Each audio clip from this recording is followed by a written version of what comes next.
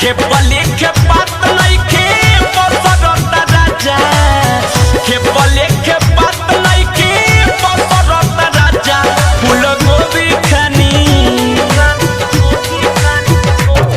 फूल गोभी खानी जवन दुनु चकरता राजा फूल गोभी खानी जवन दुनु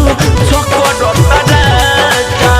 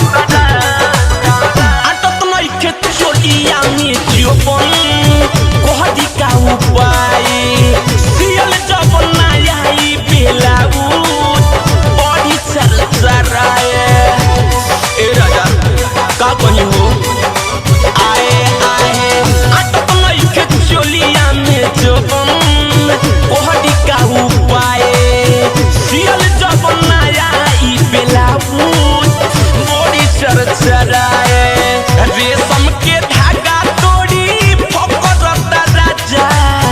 रेशम के धागा तोड़ी फकरता राजा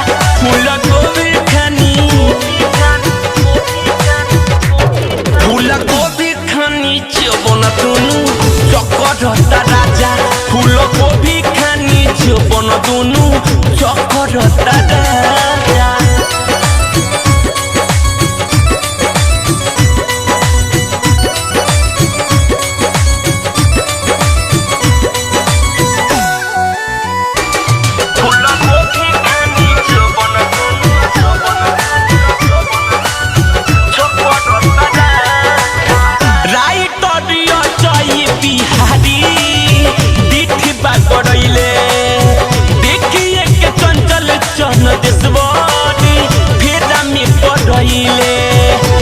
अरे कहाँ जाए रे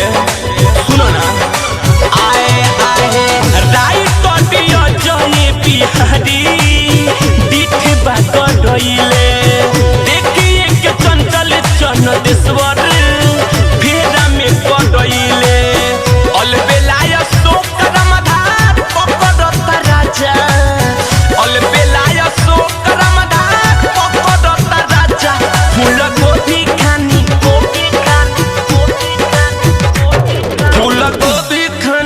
जवन दुनु चकरता राजा फूल गोभी खानी जवन दुनु चकरता राजा खेपले के बात नहीं के बसरता राजा खेपले के बात नहीं के बसरता राजा